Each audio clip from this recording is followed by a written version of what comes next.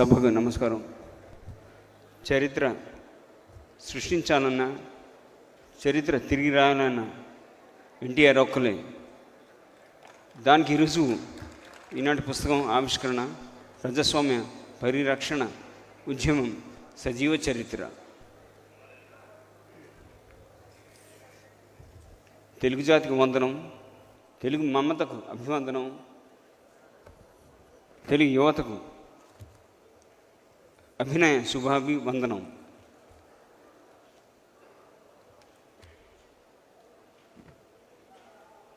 ఎవడి పేరు చెప్తే ఎవరి పేరు తెలుగు జాతి గర్వపడుద్దో, ఎవడి పేరు చెప్తే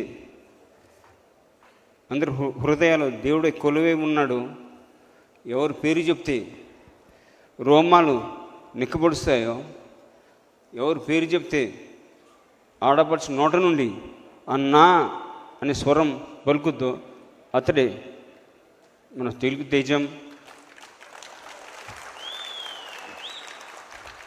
మన తెలుగు పౌరుషం, మన తెలుగు గుండె చప్పుడు, మనన్న విశ్వవిఖ్యాత నడసార్వభౌముడు, పద్మశ్రీ నటరత్న కళప్రపూర్ణ డాక్టర్ నందమూరి తారక రామారావు గారి రాజకీయ చరిత్రలో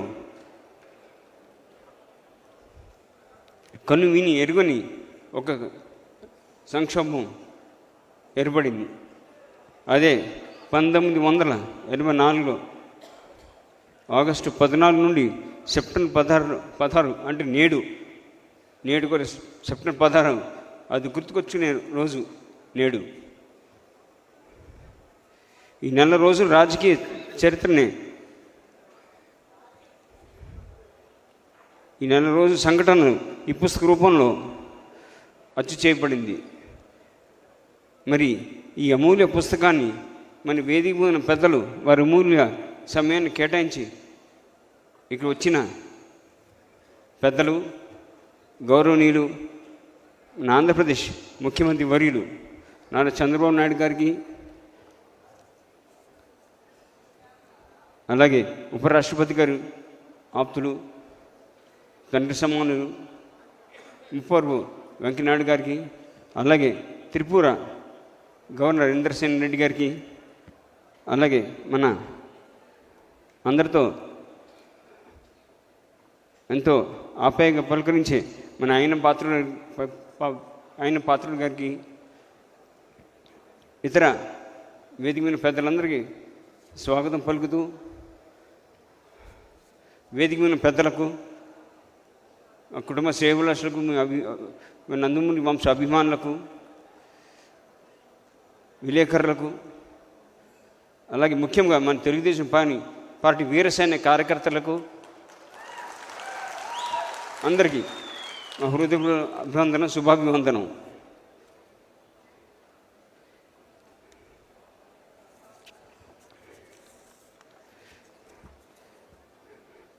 మరి చరిత్రలోని కొన్ని పేజీలు పాత్రల సంఘటనలు సజీవంగా ఉంటాయి.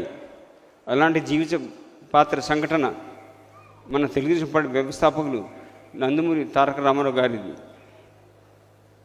1984లో ఎన్టీఆర్ పరిరక్షణ ఉద్యమం ఒక సజీవ చరిత్ర.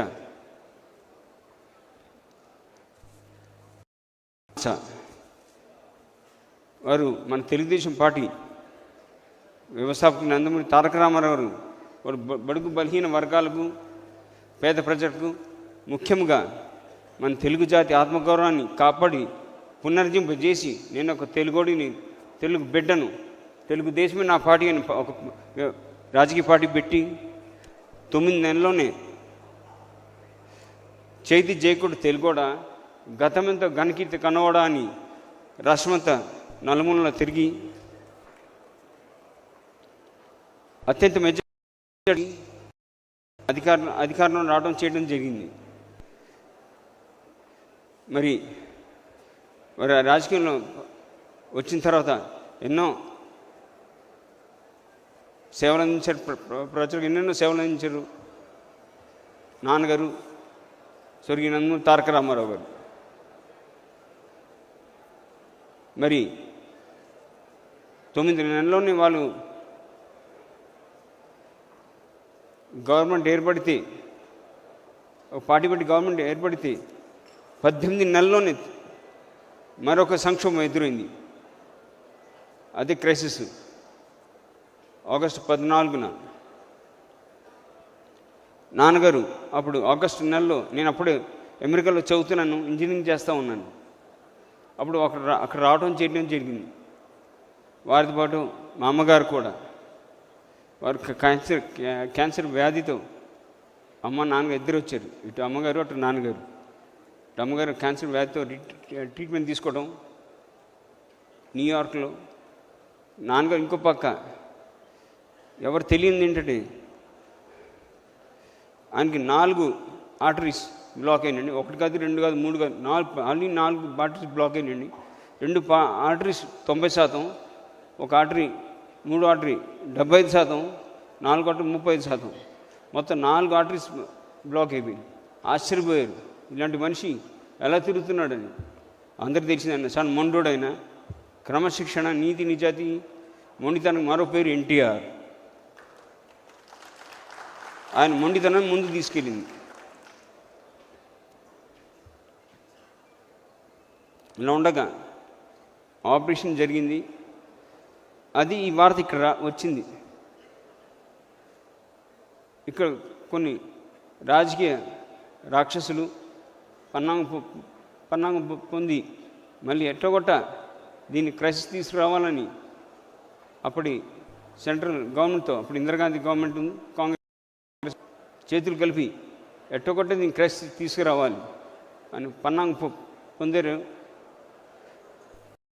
వారు నాన్నగారు పచ్చి పుండుతో ఆగస్టు 14న ఇక్కడ రావడం చేయడం జరిగింది.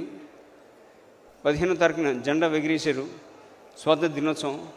16న అందరూ చూసాం, కొత్త ముఖ్యమంత్రిని నియమించి వారిని అరెస్ట్ చేయడం జరిగింది. వారితో పాటు మన దేశం, మన రాష్ట్రమంతా కార్యకర్తలు ఎంతో ఇబ్బంది పడ్డారు. రాష్ట్రమంతా అల్లకొల్లమైంది. ఇది ఉండగా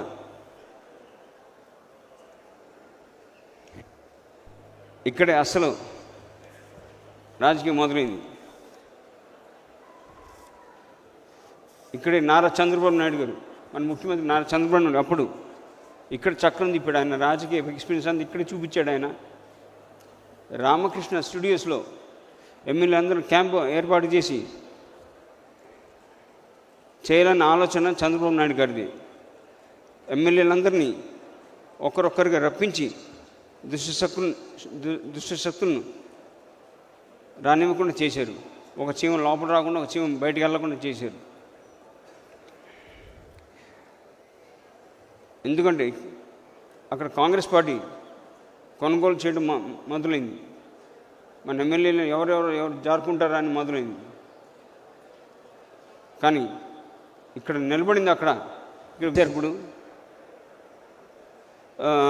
సీఎం గారు, మీరు నాకు చొరవిస్తే మాకు ఒక అడ్డుపడుతుంది, మీ హోదా అడ్డుపడుతుంది, బావనొచ్చు కదండి.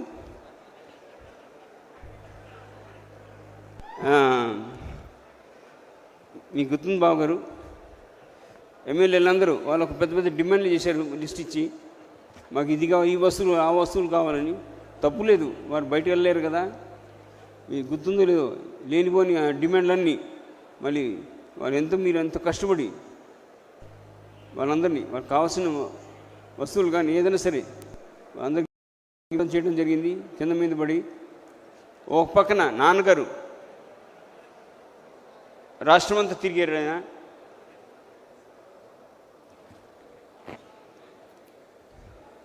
మేము ప్రజల్లోకి వెళ్తాం, ప్రజలు మాకు తీర్పు చెప్తారని ప్రజలకు వెళ్ళాడు. ఆయన మళ్ళీ చైతన్య రథంకి హరికృష్ణ గారు, చైతన్య రథసారథి, వాళ్ళిద్దరు మళ్ళీ ప్రజల్లోకి వెళ్ళారు. అటు వారు, ఇటు చంద్రబాబు నాయుడు గారు ఈ రాజకీయ మొత్తం చక్రం తిప్పాడు. ఆయన ఎవరు ఒక్కరు కూడా పనులు వెళ్లకుండా తిరిగి బాగా కష్టపడ్డారు. ఆయన తిరుపతి దేవస్థానంకి జై విజయలు ఎలాగుంటారు. మన తెలుగుదేశం పార్టీ ఆలయానికి చంద్రబాబు నాయుడు గారు అలా కష్టపడ్డారు. ద్వారపాలకులుగా ఎవ్వరు ఒక చీమ లోపల రాకుండా, ఒక చీమ బయట వెళ్ళకుండా చాలా కష్టపడ్డారు. ఎమ్మెల్యేలందరూ సమకూర్చి అందరూ ఏకదాటికి ఒక బాట మీద నిలబడి అందరూ మళ్ళీ ఇటు కర్ణాటక వారు చాలా సపోర్ట్ చేసేటప్పుడు రామకృష్ణ హెడ్డి గారు చీఫ్ మినిస్టర్, అలాగే రఘుపతి గారు కూడా వారి హయాంలో చాలా సపోర్ట్ చేయడం జరిగింది. ఇది ఇట్లా ఉండగా మళ్ళీ దాంతో గవర్నర్ మారే శర్మ గారు వారు రావడం చేయడం జరిగింది. మళ్ళీ మన తెలుగుదేశం పార్టీ ఎన్టీ రామారావు గారు వారు మెజార్టీ ప్రూవ్ చేసిన తర్వాత వారిని మళ్ళీ ముఖ్యమంత్రిగా సంతకం పెట్టమన్నారు, పెట్టారు. ఆగస్టు 16న అంటే నెలగా తిరిగిలోపు అది ఎన్టీఆర్ గారికి ఒకటే సాధ్యమైంది.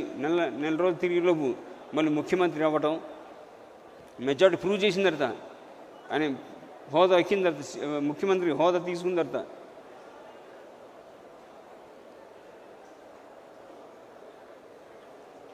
వారు ఇది ఎలా కాదు, మళ్ళీ మనం ప్రజల్లోకి వెళ్దాం, మీరేంటి మాకు ఇచ్చేది హోదా, మళ్ళీ ప్రజలే మమ్మల్ని ఎన్నుకుంటారని చెప్పి మళ్ళీ మొత్తం మన గవర్నమెంట్ మనం డిజాల్వ్ చేసి మళ్ళీ ఎలక్షన్స్కి వెళ్ళడం చేయడం జరిగింది. మళ్ళీ అత్యంత మెజార్టీ మళ్ళీ గెలవడం, మళ్ళీ కొందరు ఇదంతా ఒక చరిత్ర. చాలా చెప్పాలంటే నా సమయం చెప్పిన నా జన్మ సరిపోదు ఇక్కడ.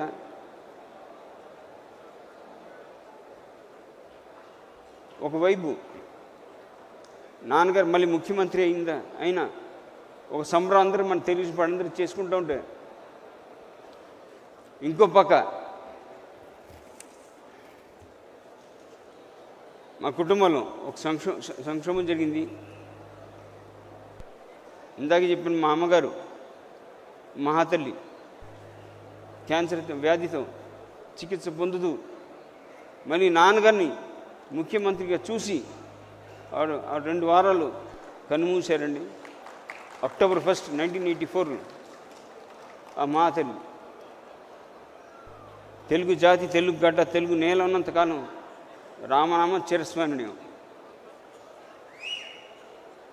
ఎన్టీఆర్ గురించి చెప్పాలంటే సరిలేరు నీకెవ్వరు, సరిరారు నీకెవ్వరు, జనహితంలో కానీ జన చైతన్యంలో కానీ సరికారు నీకెవరు. వారి బిడ్డగా నేను జన్మించడం చాలా అదృష్టంగా భావిస్తూ మరొకసారి